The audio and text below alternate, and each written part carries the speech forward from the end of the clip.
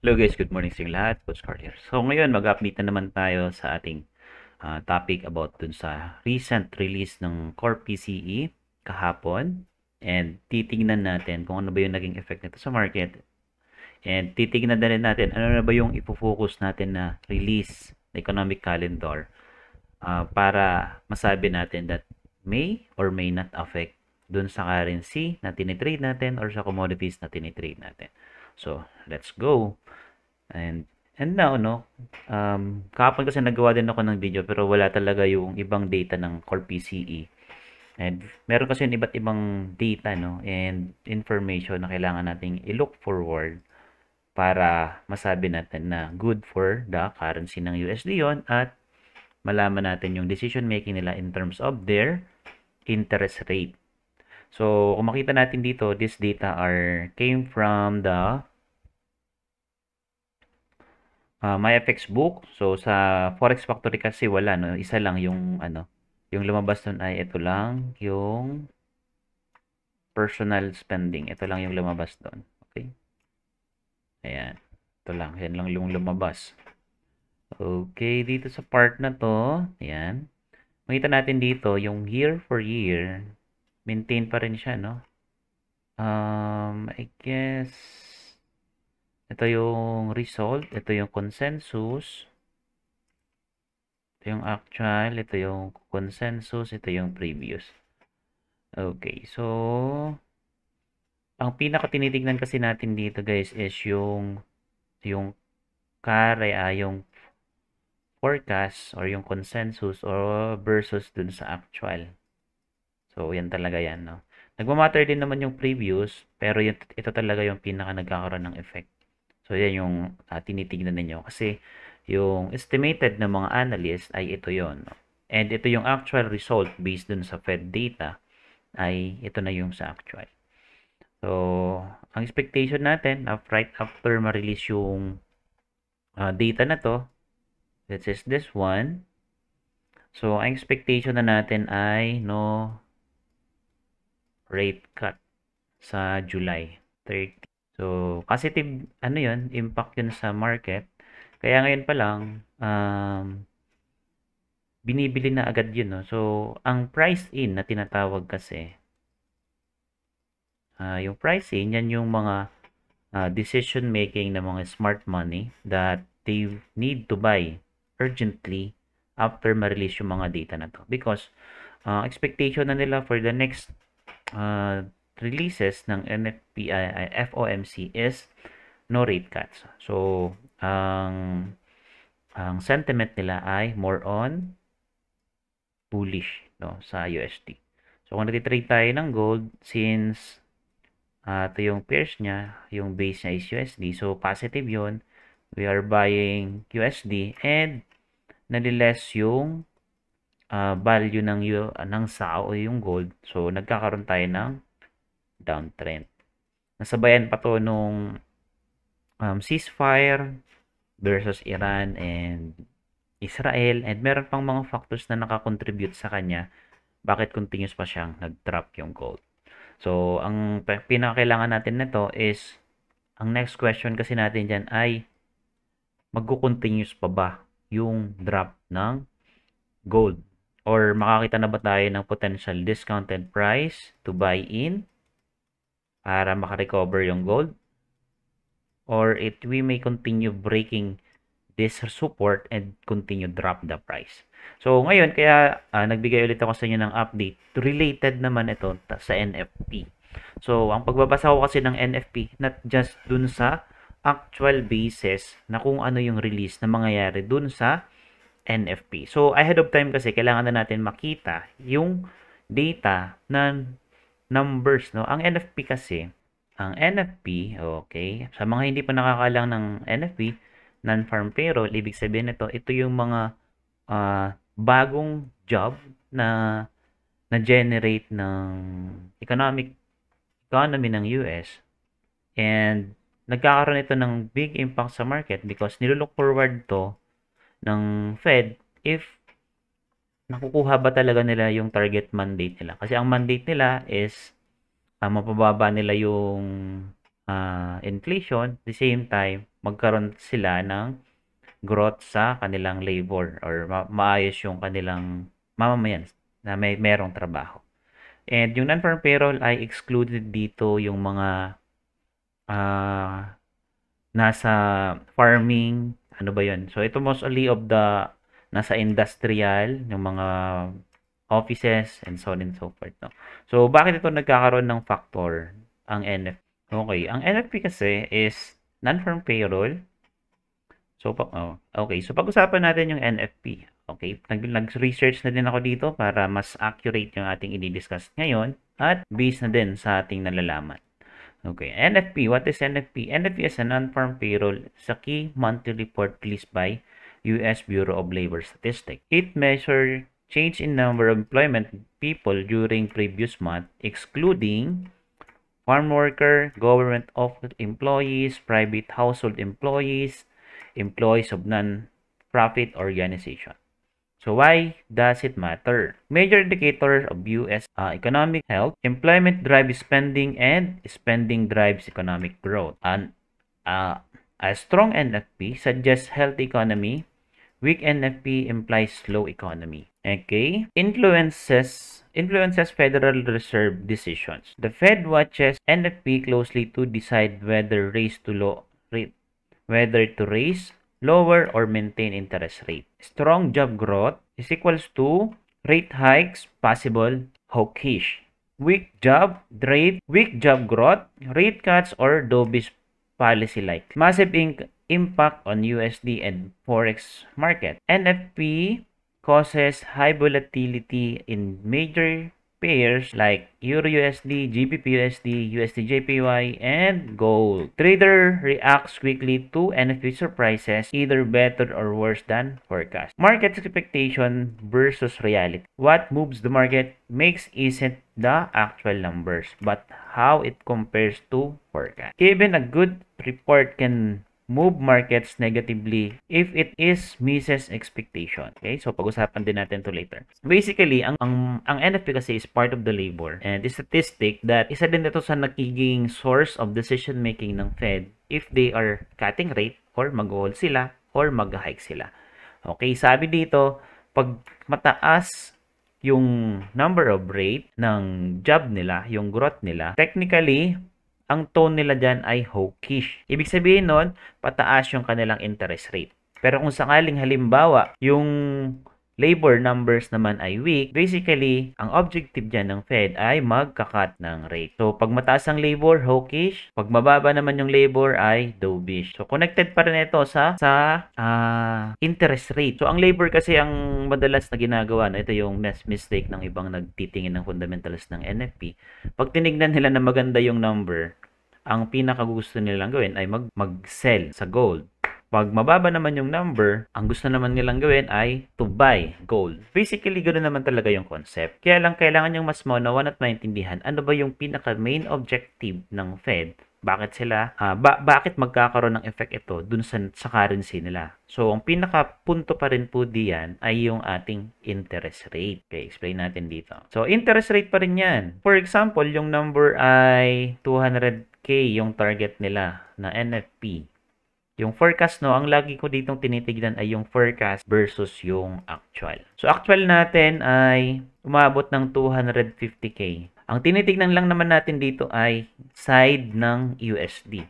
So, pag ganito yung actual versus forecast, definitely that is a positive. But what if 200 yung forecast, umabot lang siya sa 109? So, definitely, ang pinaka magiging strength or impact sa USD ay is equivalent to weak or negative. So, kaya ang nangyayari, i-prepare mo lang dito yung gold. Pag sample nito is positive, ang pinaka magiging look up natin dyan ay downtrend. Because yung interest rate ng Fed ay i-hold or hike. Get my point? Okay, hindi pala nakikita masyadong isog natin. Okay, mag-hold sila. Pero kung sakaling halimbawa, yung numbers of USD employment labor ay mababa versus dun sa expected nila. So, worst yun. Pangit yun, no? Ang mangyayari kasi doon is magkakaroon tayo ng uptrend sa gold. So, for some reason, for valid reason na magkakat na ngayon ng rate si USD. Okay? Cut rate because of the labor statistic is nahihirapan sila magkaroon ng expansion. Naghihirapan sila mag-grow.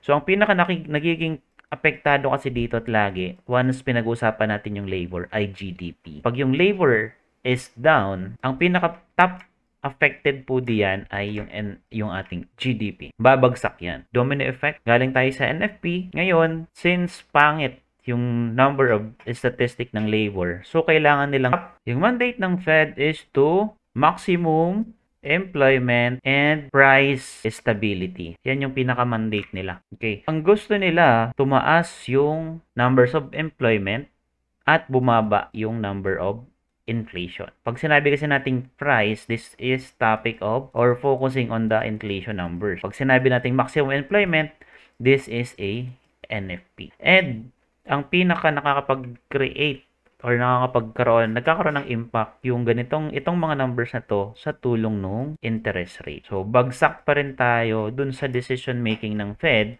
to cut the rate or hold the rate or interest rate hike. So, pag nangyari, for example, yung number ng employment ay bumabagsak, pero yung number ng inflation ay tumataas. So, then, GDP may affect of this result. Okay? Kasi ang gusto natin, number of employment ay tumaas, and the price or yung inflation ay bumaba, then that is what that is the result of good economic growth. Okay, yung ating GDP. Okay, that is the connect of the impact of these numbers from NFP. Kailangan natin ma-establish yung foundation. Bakit natin titignan yung NFP? Hindi lang just number. We need to identify whether ano yung possible maging decision making ng Fed in a long term. Kasi ang decision making ng Fed ay every FOMC meeting lang.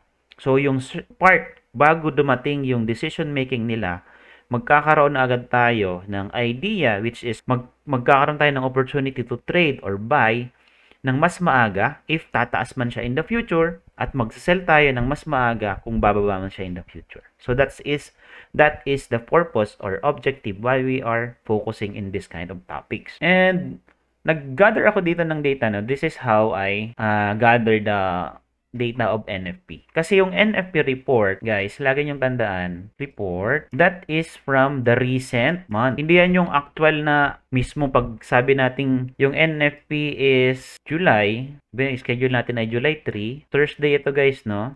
Because yung Friday ay holiday. Independence Day yun ng US. In-adjust nila yung time. Instead of Friday, Thursday po siya i-release next meeting. So, yung NFP, hindi po yan yung mismong month ng July, yung upcoming. Ang data na to are data from June. So, paano tayo magkakaroon ng heads up the numbers or idea na magkakaroon nga ng magandang factor, yung number of employment or NFP. So, ang makikita natin dito, this is the secret one. Ang makikita natin yung numbers na pwede nating magawang leading indicator is yung previous data ng unemployment claims. Alright?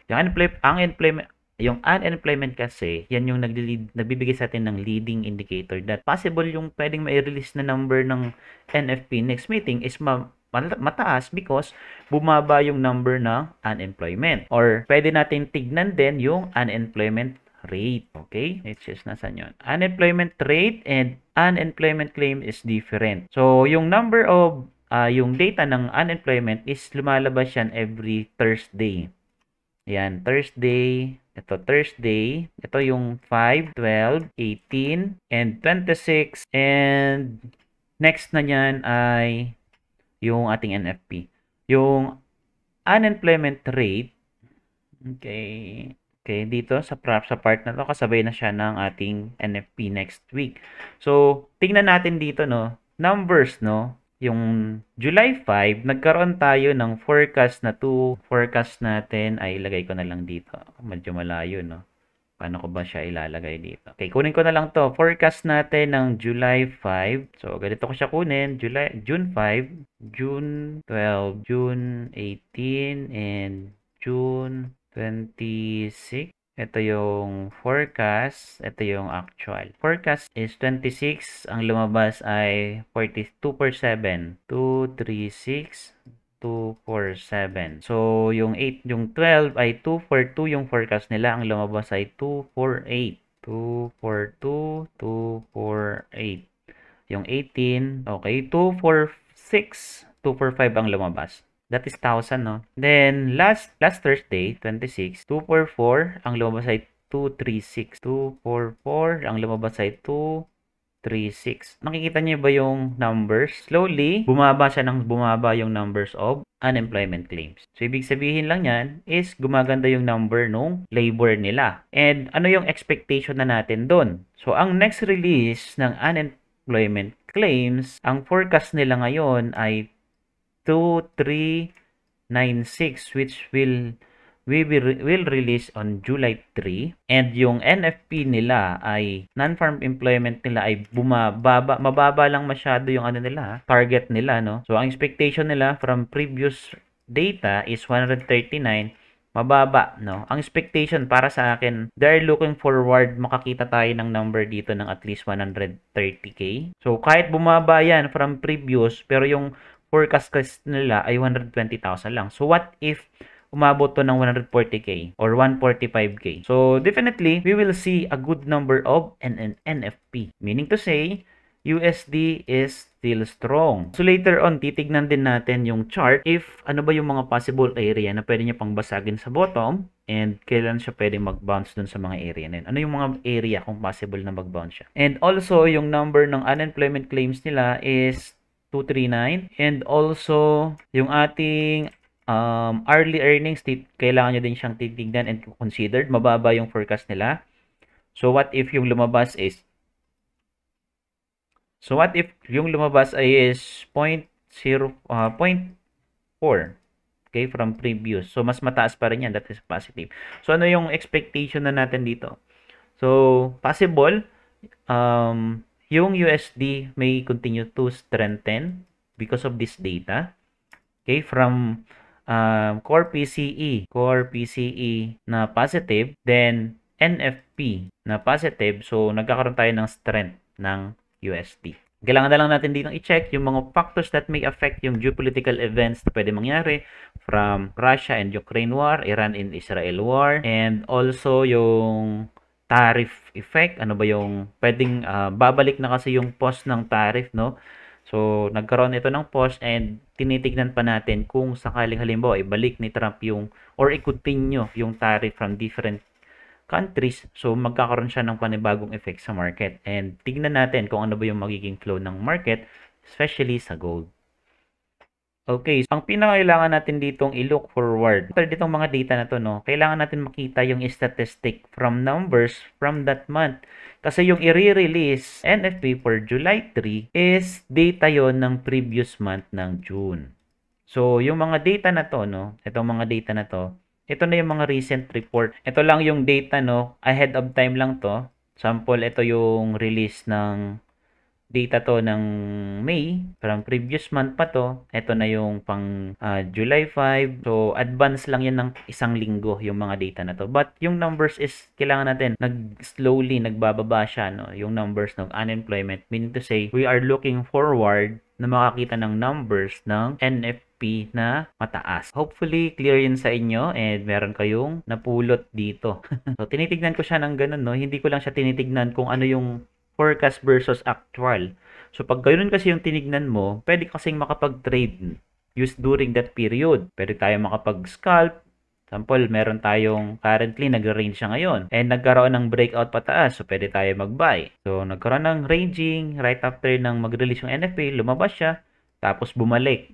Okay? Hindi kasi natin alam yung idea. Mataas pala yung number ng NFP. That is supporting the interest rate decision ng Fed sa July 31. Okay?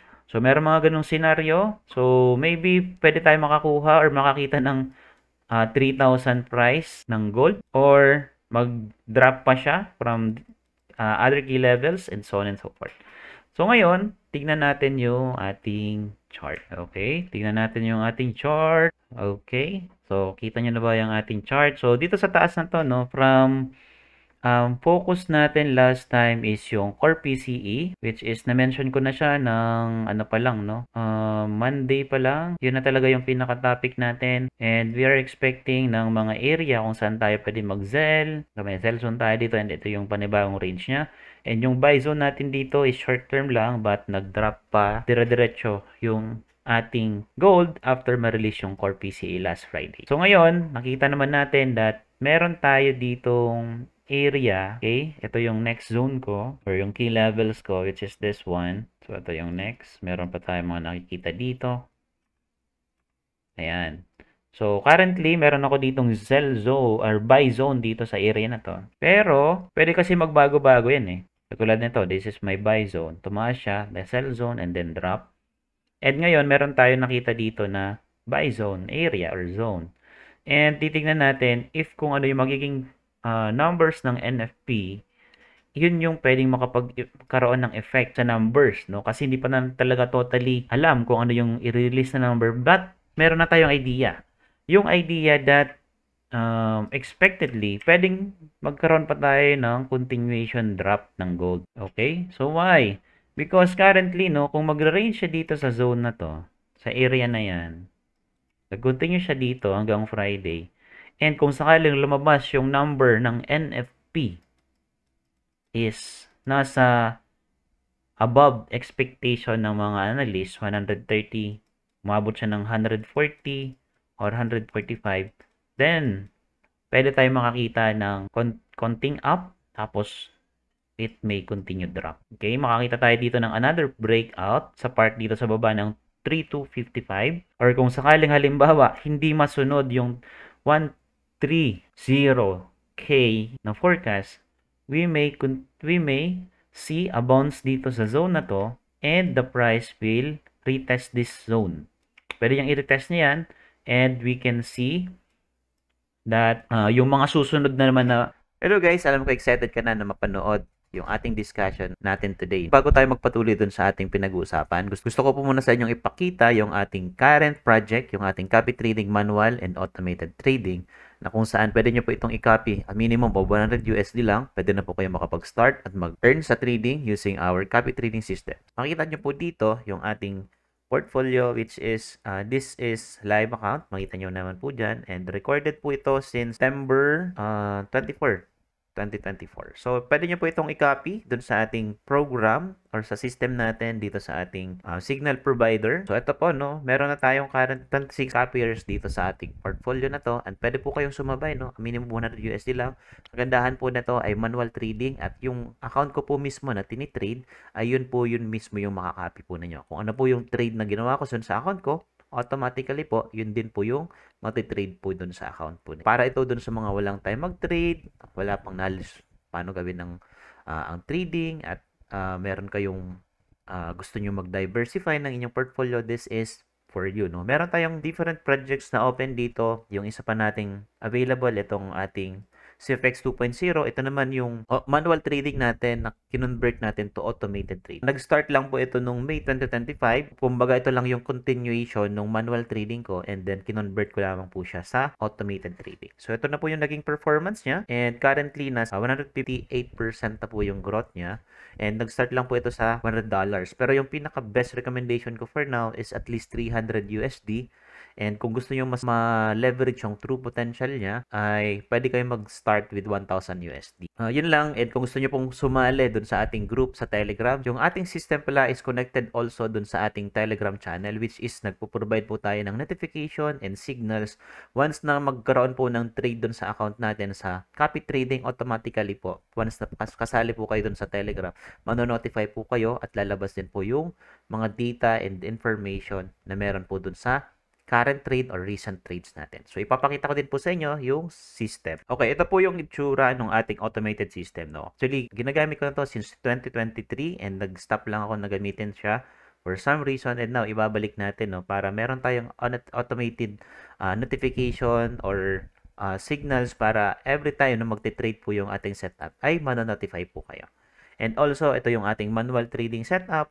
Automatically, mag-show po siya nung current trades natin and data. And also, available din yung ating automated trading system And also, ito na yung naging performance niya. Magkakaroon tayo ng update ng performance monthly, daily, and maganda to pag sobrang busy po kayo at hindi nyo po masyadong nakikita yung trade setup natin. So, pwede nyo na lang tong i-backtrack, no? Balikan nyo na lamang to para makita yung performance natin.